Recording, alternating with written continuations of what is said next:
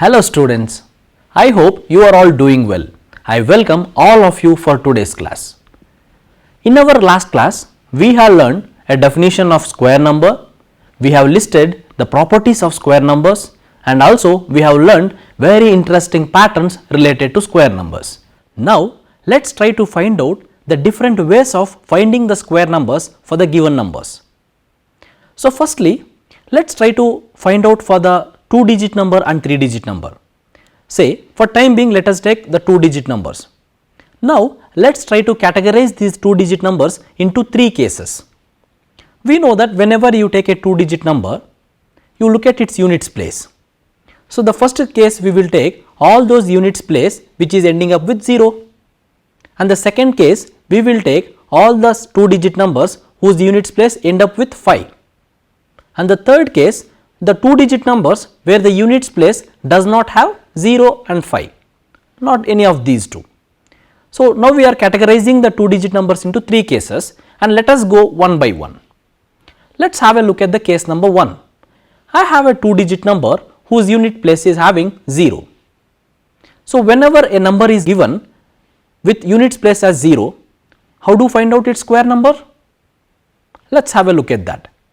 If you observe these examples, we have 10 square which is 100, 20 square which is 400, 30 square which is 900.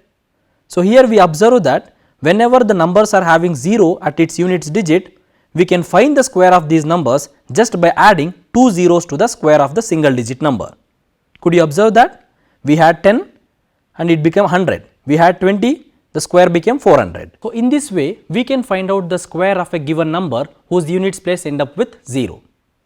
Now, let us go to the second case where a 2-digit number ends up with the 5 in its units place. Yes, any 2-digit number whose unit place end up with 5, we can write it as 10x plus 5, isn't it? Now, let us try to look at its square. So, if you take 10x plus 5 whole square, we can write it as 10x plus 5 times 10x plus 5.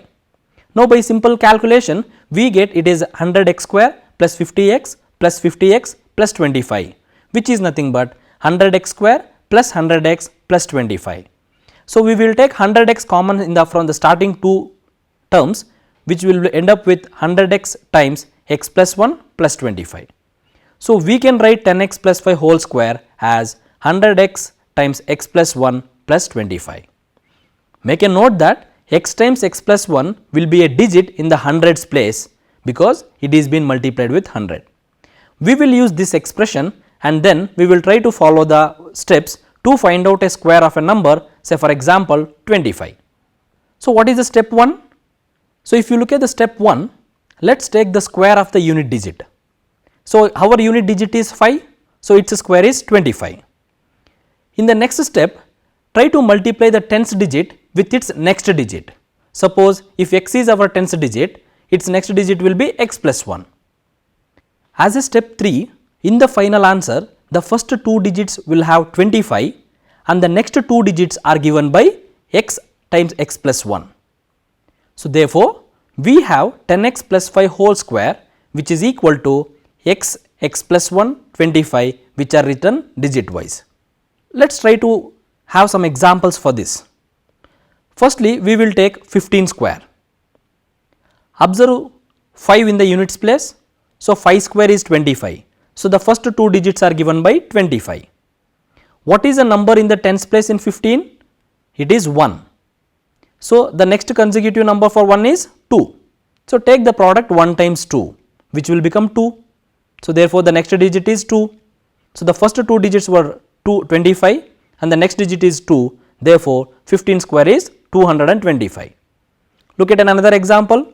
We have to find 25 whole square. So, 5 square is 25. So, the first 2 digits are filled. We need to find out the digit in hundreds place. Observe the tens digit in 25 which is 2. So, therefore, take the next number, it is 3. So, 2 times 3 is 6.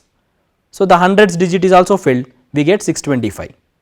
So, look at the last number 35 whole square, 5 square is 25. What is the digit in the tens place? That is 3. So, multiply with its next number 3 times 4 we get 12. So, write it 12. So here we end up with all the squares of the given numbers whose numbers had 5 in its units digits. So similarly, we can try to find out the squares of any 2-digit numbers which will end up with 5 in its units place. Now let's get into the case 3 where we have the 2-digit number which will end up with neither 0 nor 5. So that means we can write these numbers as 10x plus y, where y will not be 0 and y will also not be 5. So to find out the squares of such numbers, let's make it stepwise. In the first step, find the square of the unit digit. We know that our unit digit was y, so its square will become y square. In the second step, find the numbers from 10x plus y by subtracting y and adding y. So when you subtract y, you get a number 10x. When you add y, we get 10x plus 2y. In the third step, multiply 10x and 10x plus 2y, and when you multiply these two numbers, we end up with 10x whole square plus 2 times 10 xy. In the step 4, add y square to this product. So when we add y square to this product, we actually end up with 10x whole square plus 2 times 10xy plus y square, which is nothing but 10x plus y whole square. So observe, we have started with 10x plus y, and by doing these 4 steps, we ended up with 10x plus y whole square. So let's try to follow the same steps to find out the squares of such numbers. Now let's take an example. Let's try to find out 13 square. Now as per the steps, we get the numbers by subtracting 3 from 13 and adding 3 from 13, because 3 is in its units place. So we got 13 minus 3 times 13 plus 3, and to this product we are adding the square of the number in the units place, which is 3 square. 13 minus 3 is 10, 13 plus 3 is 16 plus 3 square. We get 160 plus 3 square, which is 169. Now let's verify it. We observe that 13 square is equal to 13 times 13 is equal to 169, which is the same that we got earlier. Let's try to observe the second example. We have to find out 19 square. Now obtain these two numbers by subtracting and adding the number which is in the units place. In the units place we have 9, so upon subtracting and adding we get 10 and 28. 9 square is 81 and the product of 10 and 20 is 280. So 280 plus 81, which will be 361. Alternatively, to find this 19 whole square, let's try to add and subtract 1 from that. When you add 1 to 19, we get 20. When you subtract 1 to 19, we get 18. And then whatever the number you have added and subtracted, take the square of it, which is 1 square. So add that 1 square to this product. So we get 20 times 18 plus 1, which is 360 plus 1, nothing but 361. Here let's take up another example. So let's find 83 whole square. In the given number, the unit digit is 3. So find the square of 3. So 3 square is equal to 9. So let's find two numbers by adding and subtracting 3 from 83. So 83 minus 3 is equal to 80 and 83 plus 3 is equal to 86. Let's try to take the product of these two numbers. So the product of 80 and 86 is equal to 6880, and we will add it to the square of the unit digit, that is 9, and thereby we get this square as 6889. So we will take up the next example, that is 78 whole square. Here the unit digit is 8. Here the square of 8 is 64. And now let's try to take the other two numbers by adding and subtracting this 8 from 78. So subtracting 8 from 78, we will get 70, and adding 8 to 78, we will get 86. So the product of 70 and 86 is equal to 6020, plus adding the square of 8, that is 64, we get the sum as 6084. Alternatively, we see that 78 square is equal to adding 2 to 78 we get 80, and subtracting 2 from 78 we get 76. So to the product of 80 and 76 we add the square of 2, which is 4. So we get, so 80 times 76 is 6080 plus 4 is equal to 6084. Students, interestingly, case 2 and case 3 could also be extended to find the squares of 3-digit numbers. So, firstly, let's try to find the squares of 3-digit numbers of case 2. So, we know that in case 2, in the first step, we find the squares in the unit digit, and in the second step, we will take the product of tens with its next digit. And finally, in the third step, we will write the product of tens with its next digit followed with the square of the unit digit. So, now with this, let us try to observe some of the squares of 3-digit numbers of case 2. So, let us observe 105 whole square. Here the unit digit is 5, so the 5 square is 25. So, the number of tens here is 10. So, we can write the product as 10 times 11. So, the product is 110 followed by 25. So, we get the answer 11,025. We will also observe another example, that is 125 whole square. Here the square of unit digit is 25, that is the square of 5 is 25, and here we observe there are 12 tens. Therefore, the product of 12 with its next digit, that is 13, will be 156 followed by this 25. Therefore, 125 whole square is equal to 15,625. And in case 3, we know that in the first step, we find the square of the unit digit. In the second step, we will find two numbers by adding and subtracting the unit digit from the given number. And in the third step, we will take the product of these two numbers, and in the final fourth step, we will combine this product along with the square of the unit digit. And finally, in the fourth step, we will add the square of the unit digit to this product. So, now let us try to solve some of the squares of 3-digit numbers of case 3. Let us find 103 whole square. So, the first step is find the square of unit digit, that is 3 square, which is equal to 9. In the second step, we need to find two numbers by adding and subtracting the unit digit from the given number. So, subtracting 3 and adding 3 to 103, we get 100 and 106. In the step 3, we need to find the product of these two numbers, which is 10,600, and in the last step, we need to add the square of the unit digit, that is 9, to this product, that is 10,600. So, we get 10,600 plus 9 is equal to 10,609. We will also observe another example, that is 108 whole square. So, we find the square of unit digit, 8 square is equal to 64. We get the two numbers by adding and subtracting 8 from the given digit. So, that is 108 minus 8 is equal to 100. 108 plus 8 is equal to 116. In the step 3, we find the product of 100 and 116, that is 11,600. In the step 4, we will add 64 to this number, so that we get 11,664. So, therefore, 108 whole square is equal to 11,664. Students, observe the numbers 3, 4, 5. Can we relate these numbers in terms of their squares? Yes, we know that 3 square plus 4 square, that is equal to 9 plus 16, which is equal to 25, but this 25 is equal to 5 square. So, that is 3 square plus 4 square is equal to 5 square.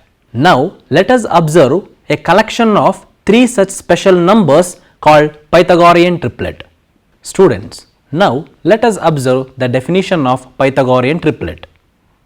The collection of 3 numbers a, b, c are called as Pythagorean triplet if a square plus b square is equal to c square. Students, now let us observe some of the examples for Pythagorean triplet. The numbers 3, 4 and 5 forms Pythagorean triplet because 3 square plus 4 square is equal to 9 plus 16, that is equal to 25, which is nothing but 5 square. So, it satisfies our condition a square plus b square is equal to c square. Let us consider another example. The numbers 6, 8, 10 also forms Pythagorean triplet because 6 square plus 8 square is equal to 10 square. In general, we observe that for any natural number m greater than 1, we have 2m whole square plus m square minus 1 whole square is equal to m square plus 1 whole square. So, the numbers 2m, m square minus 1 and m square plus 1 forms a Pythagorean triplet. Observe that 2m whole square plus m square minus 1 whole square is equal to 2m whole square is 4m square plus m square minus 1 whole square is going to be m to the power of 4 minus 2 times m square times 1 plus 1 square. This is by the identity a minus b whole square is equal to a square minus 2ab plus b square. So now we get 4m square plus m to the power of 4 minus 2m square plus 1. So here we write m to the power of 4 as a first term. Upon simplifying 4m square minus 2m square, we get plus 2m square and we are left with plus 1. So here we observe that m to the power of 4 plus 2m square plus 1 is nothing but m square plus 1 whole square. So therefore we observe that 2m whole square plus m square minus 1 whole square is equal to m square plus 1 whole square. Students, now let us try to solve some of the problems based on Pythagorean triplet. The first problem goes like this. Find a Pythagorean triplet whose smallest number is 8. Students, we know that we get Pythagorean triplet by taking the general form 2m, m square minus 1 and m square plus 1. So firstly, m square minus 1 is equal to 8. So m square is equal to 8 plus 1, that is equal to 9, which gives us m is equal to 3. So therefore 2m is equal to 2 times 3, that is equal to 6, and m square plus 1 is equal to 3 square plus 1, that is 10. So the triplet is thus 6, 8 and 10, but 8 is not the smallest number of this. So let us try 2m is equal to 8, then m is equal to 4, and so we get m square minus 1, that is equal to 16 minus 1, that is equal to 15, and m square plus 1 is equal to 16 plus 1, that is equal to 17. So the triplet that we got in this case is 8, 15 and 17. So here clearly 8 is the smallest number. So our answer is 8, 15, 17, which is a Pythagorean triplet whose smallest number is 8. Students, let's try to solve another problem. Find a Pythagorean triplet whose one number is 18. Students, to solve this problem, we know that in general 2m, m square minus 1 and m square plus 1 forms a Pythagorean triplet. So in the given problem, 18 is one number. It could be 2m, it could be m square minus 1 or it could be m square plus 1. So let's try to solve it one by one. So let us first take m square minus 1 is equal to 18. So m square is equal to 18 plus 1, that is equal to 19. But the value of m will not be an integer. So we will try to take m square plus 1 is equal to 18. Again m square is equal to 18 minus 1, that is 17. Even in this case m will not be an integer. So finally let us take 2m is equal to 18. So then m is equal to 9. Thus m square minus 1 is equal to 81 minus 1, that is 80. And also m square plus 1 is equal to 81 plus 1, that is equal to 82. Thus the Pythagorean triplet is 18, 80 and 82. Students, here we end the class. Before we wind up, let's try to recollect what all things we have learned today. So we have learned the methods of finding the squares of 2-digit numbers and also 3-digit numbers. Later, we also studied a special collection of 3 numbers called Pythagorean triplet and also solved problems based on them. So here we end our discussion on squares. But students, we have learned given a number how to find the square of it. But is the reverse possible? Given a square number, can we find a number to which it is a square? We will answer to this question in our next class. Hope you have enjoyed the class. Have a good day. Thank you.